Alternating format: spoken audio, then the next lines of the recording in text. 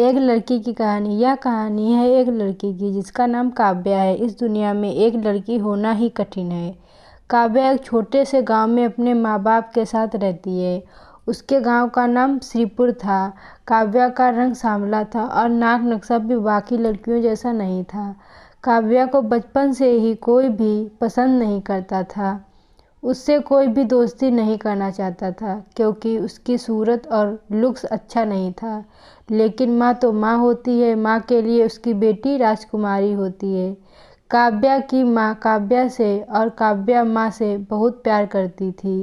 काव्या बचपन से ही पढ़ाई लिखाई में कमज़ोर थी। जब आप पढ़ने लिखने में भी ना हो और आप दिखने में भी अच्छे ना हो तो सोचिए कठिनाई का लेवल क्या होगा। जब काव्या बड़ी हुई तो मोहल्ले के लोग उसे देखकर मुंह फेर लिया करते थे। दुनिया भर की आलोचनाओं को सहने की शक्ति थी माँ काव्या के लिए। जब कोई काव्या को बदसूरत बोल देता था तो माँ और पापा ही थे जो उसे समझते थे। लोगों के बोलने से क्या होता है, तू तो मेरी राजकुमारी जैसी बेटी है। भगवान के इतने सारे अन्यायों के बाद भी काव्या खुश रहना सीख गई थी। काव्या अपने माँ पापा के साथ खुश थी। काव्या अपने माँ और पापा को चुटकुले सुनाया करती थी और खुद भी ठहाके मारकर हंसा करती थी। इसके अलावा एक और बड़ी खूबी थी काव्या के पास कि उसकी आवाज़ बहुत सुरीली और मीठी थी।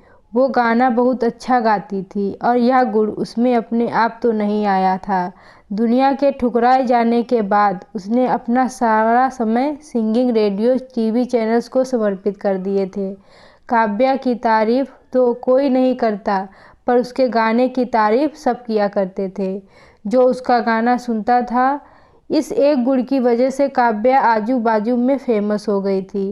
काव्या की ज़िंदगी इन्हीं उतार चढ़ाव में कट रही थी। काव्या की शादी के लिए आए लोग उसे बिना पसंद किए लौट जाया करते थे। जहाँ तक कि काव्या के पापा भी उसे मनहूस कहने लगे थे। एक बार फिर से माँ बाप ने जी तोड़ कोशिश कर काव्या की शादी के लिए एक फैमिली को काव्या को देखने के लिए मना लिया था और अगले दिन लड़का काव्या को देखने आने वाला था।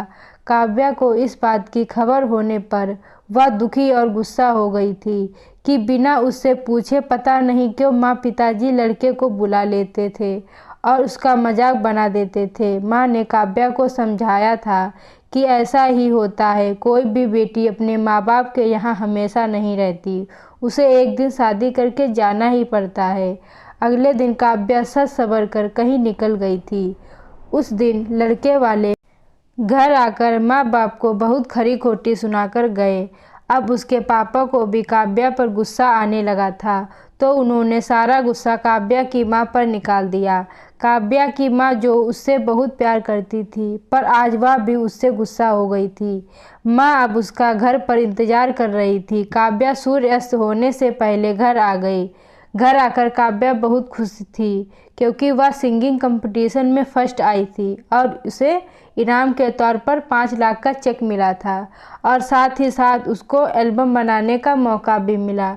वह सबसे पहले अपनी इस खुशी के बारे में माँ को बताना चाहती थी लेकिन माँ उससे नाराज़ होने के कारण बात न करना तो दूर की बात है, उसकी तरफ देखा तक नहीं और सब्जियां काटते काटते ही उसको खरी खोटी सुनाने लगी। यहाँ तक कि माँ ने काव्या को खरी खोटी सुनाते सुनाते यह तक कह दिया कि तू पैदा होते ही मर क्यों नहीं गई, लोग सही कहते हैं तू मनहूस है। काव्या माँ की बातें किसी पत्थर की मूरत की तरह सुन रही थी। काव्या ने माँ से पूछा, माँ क्या तुम भी चाहती हो कि मैं मर जाऊँ? क्या इतनी बुरी हूँ मैं माँ? अभी भी सर पर गुस्सा सवार होने के कारण माँ ने कहा हाँ कह दिया। बिना एक भी पल सोचे काव्या अपने कमरे में गई और अंदर से दरवाज़ा बंद कर लिया।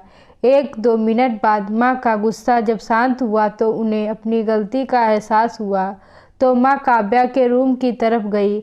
दरवाज़ा अंदर से बंद होने के कारण माँ ने दरवाज़ा खटखटाना शुरू किया और काव्या को आवाज़ देने लगी, काव्या बेटा दरवाज़ा खोलो, मुझे माफ़ कर दो बेटा, दरवाज़ा खोलो। ऐसी बातें सुनकर पिताजी भी आ गए और दरवाज़ा बंद होने के कारण पिताजी दरवाज़ा खोलने की कोशिश करने लगे और दरवाज़ा तोड़ दिया। अंदर जाते ही उनके पैरों तले ज़मीन खिसक गई, क्योंकि वहाँ काव्या बेहोश पड़ी थी और उसके हाथ में जहर की शीशी थी। उसके मुंह से झाग भी निकल रही थी। पिताजी समझ गए थे कि काव्या ने जहर खाया है, इसीलिए पापा ने बिना देरी किए हुए डॉक्टर को कॉल किया और तब तक माँ का ध्यान बेहोश पड़ी काव्या के हाथ में पकड़ी चिट्ठी और पास ही में पड़े 5 लाख के चेक पर और एल्बम सिंगिंग के सिंगर के लिए कन्फर्मेशन लेटर पर पड़ी, जो काव्या अपने साथ लाई थी। माँ और पिताजी ने चिट्ठी खोलकर पढ़ी, जो काव्या ने अभी अभी लिखी थी। उसने लिखा था, माँ पिताजी, मैं जानती हूँ कि आप लोग मुझसे बहुत प्यार करते हैं। पिताजी, मैं जानती हूँ कि मैंने जन्म से लेकर अब तक की कोई ऐसा काम नहीं किया है जिससे आपको गर्व हुआ हो, लेकिन मैं आज आपको बताना चाहती थी कि मैंने सिंगिंग कंपटीशन में भाग लिया था और मैं उसमें फर्स्ट भी आई हूँ, और यह 5 लाख का चेक मुझे प्रथम आने पर मिला था और साथ ही साथ मुझे सिंगिंग एल्बम बनाने का मौका भी मिला है।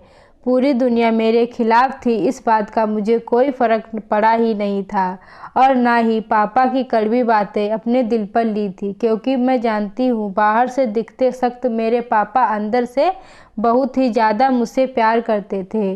प्यार ना करते होते तो मुझे बिना मांगे कपड़े, मिठाइयाँ व पटाखे थोड़ी ना दिलाते। माँ के प्यार को कोई भला कैसे बयां कर सकता है। माँ तो मेरे लिए पूरी दुनिया है। जब माँ मेरे साथ होती तो मुझे किसी बात की परवाह ही नहीं होती थी।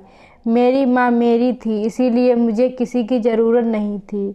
अगर मेरी माँ मेरे साथ नहीं है तो मेरी दुनिया मेरे साथ नहीं है, इसीलिए मैं आज दुनिया को अलविदा कह कर जा रही हूँ। मैं जानती हूँ कि आपने कभी ना कभी भगवान से यह दुआ ज़रूर मांगी होगी कि मेरी जैसी औलाद किसी को ना मिले, लेकिन मैं भगवान से यह ज़रूर मांगूंगी कि आपके जैसे माँ बाप मुझे हर जन्म में मिले। चिट्ठी पढ़ते पढ़ते माँ और पिताजी सर से पैर तक पछतावे में डूब गए और फूट फूट कर रोने लगे। तभी डॉक्टर आ गए और उन्होंने काव्या का इलाज किया और ज़्यादा देरी न होने के कारण काव्या बच गई और उसको होश आ गया। काव्या के होश में आने पर माँ और पिताजी ने काव्या से माफ़ी मांगी कि बेटा, मुझे माफ़ कर दो। जैसा व्यवहार हमने तुम्हारे साथ किया वैसा दुनिया में किसी भी माँ बाप ने अपनी औलाद के साथ नहीं किया होगा। काव्या बोली, नहीं माँ पिताजी, आप मुझसे माफ़ी मत मांगिए। दोस्तों, इससे हमें यह सीख मिलती है कि हमें किसी दूसरे के रंग रूप या चेहरे से किसी को जज नहीं करना चाहिए, बल्कि हमें उसके अंदर की सुंदरता को देखना चाहिए। किसी ना किसी के पास कुछ ना कुछ गुण होते ही हैं। आपको यह कहानी अच्छी लगी हो तो वीडियो को लाइक करना ना भूलें।